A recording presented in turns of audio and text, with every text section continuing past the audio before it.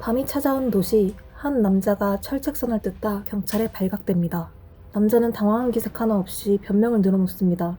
하지만 변명이 통하지 않자 가차없이 폭력을 가하는데요. 감정을 알 수 없는 표정을 하고 폭력을 서슴지 않는 남자가 바로 이 영화의 주인공 루이스입니다. 마땅한 일자리를 구하지 못한 루이스는 구리선과 철책, 맨홀 등의 공공재를 훔쳐 돈을 벌며 새로운 일을 구하기 위해 도시를 전전합니다. 그런 루이스의 눈에 띈 사건 현장과 카메라를 든 사람들. 사건 현장을 카메라에 담아 TV에 팔아넘기는 일명 나이트크롤러들입니다. 궁금증이 생긴 루이스는 나이트크롤러에게 말을 겁니다. 이런 일은 얼마나 버냐는 루이스의 질문에 그는 별로 벌지 못한다고 답하지만 차 안엔 고가의 장비가 가득 차 있죠.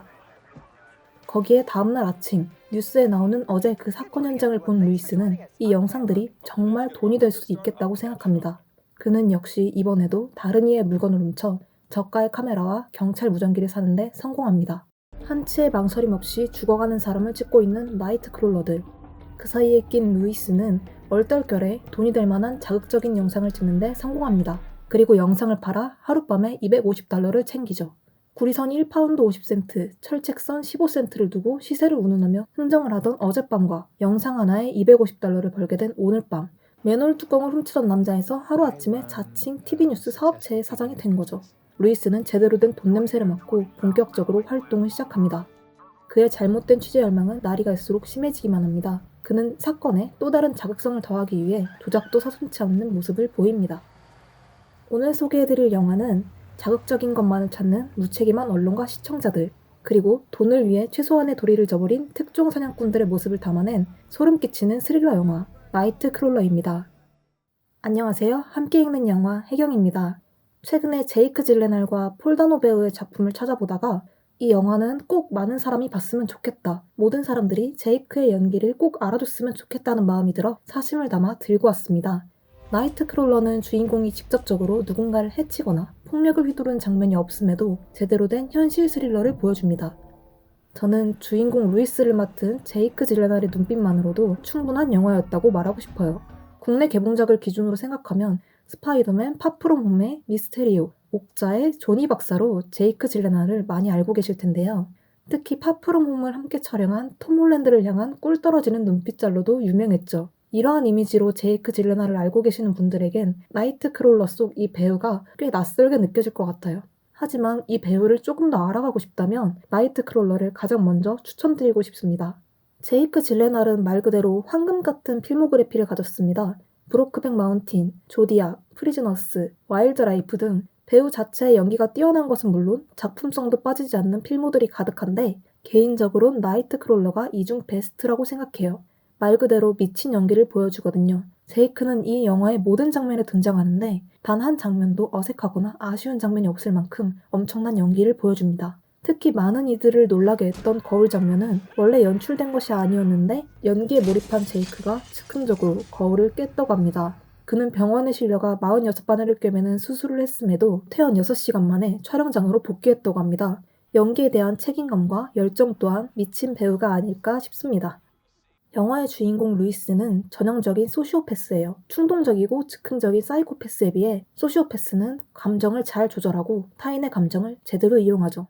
루이스는 이 특성을 그대로 사용한 캐릭터인데요. 그는 평범한 사람처럼 도시 안에 섞여 이득을 위해 사건을 재구성하는 모습을 보입니다. 갑자기 폭발하거나 날뛰는 모습은 거의 보이지 않고 카메라 뒤에 서서 아주 조용히 자신의 이득을 계산합니다. 제이크 질레날은 이런 주인공의 심리를 자신의 눈을 통해 비춰냅니다. 나이트크롤러를 보기 전까진 제이크 질레날의 눈은 참 서정적이다 라고 생각했는데 이 영화를 보고 나선 생각이 완전 바뀌었어요.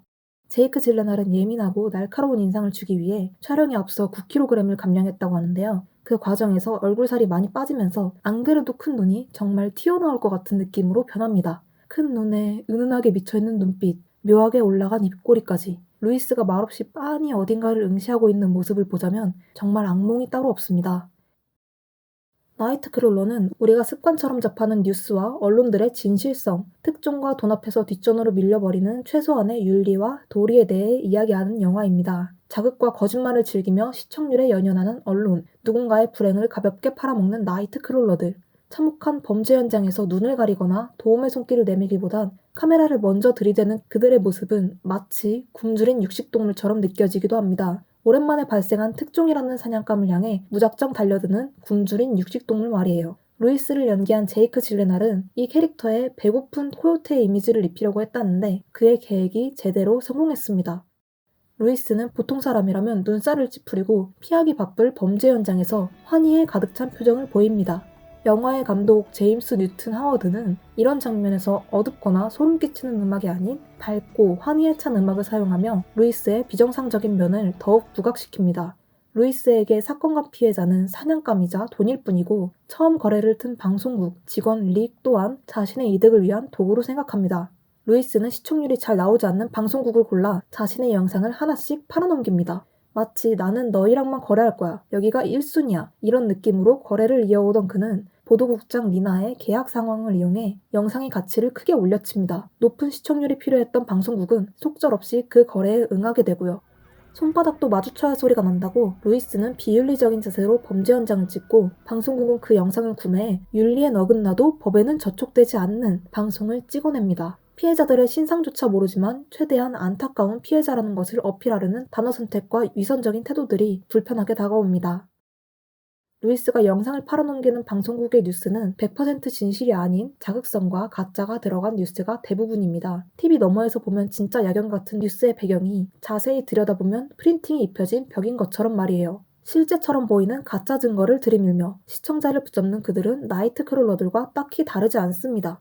나이트크롤러들과 일부 잘못된 언론들은 가짜를 이용해 진짜 공포를 도시에 퍼뜨립니다. 영화의 마지막 장면은 루이스가 이런 거짓 바이러스를 도시 곳곳에 퍼뜨릴 것이란 사실을 암시한다고 합니다. 성실하고 목표의식이 뛰어난 사람, 루이스는 자신을 이렇게 표현합니다. 틀린 말은 아니죠. 갑자기 툭 떨어진 당첨복권 같은 나이트크롤러 일을 정말 열심히 성실하게 해내거든요. 문제는 루이스가 자신의 목표를 이루기 위해 무슨 지시를 한다는 것이죠. 그는 자신이 원하는 목표를 향해 사람들을 이용하고 제거합니다. 때때로 일이 자신의 뜻대로 되지 않으면 가끔 폭발하는 모습을 보이긴 하지만 루이스는 금방 평정심을 되찾고 새로운 계획을 실행합니다. 영화의 초반부를 보면 루이스가 하고 싶었던 일이 흘러가듯 언급되는데요. 루이스는 일자리를 찾고 싶어 했고 경찰을 보며 나도 근무복을 입고 싶었다고 말합니다. 그는 그렇게 두 가지 목표를 다 이루게 됩니다. 이번에도 역시 다른 사람의 무언가를 팔아서요. 인생 최악의 날에 마주칠지도 모르는 소름 끼치는 나이트크롤러와 카메라들, 그리고 작은 진실에 입혀진 커다란 가짜 공포. 나이트크롤러는 어쩌면 지금도 어디선가 퍼지고 있을지 모르는 가짜 공포 바이러스에 대해 생각하게 만듭니다. 잘 만든 영화지만 그와는 별개로 영 찝찝한 느낌을 지울 수 없는 작품이었습니다. 나이트크롤러를 통해 데뷔한 댄 길로이 감독은 차후 2018년 벨벳 버즈소를 통해 제이크 질레날과 다시 만나게 되는데요. 이 두 사람의 조합이 마음에 드셨다면 벨벳 버즈소까지 함께 보시길 추천드리겠습니다. 그리고 4월 6일 제이크 질레날이 주연을 맡은 마이클 베이 감독의 영화 앰뷸런스의 개봉도 얼마 남지 않았으니 그의 연기가 마음에 드셨던 분들은 영화관에서 한번 만나보시길 추천드립니다. 다음에도 제 취향을 잔뜩 담은 영화 이야기로 돌아오겠습니다. 함께 해주셔서 감사합니다.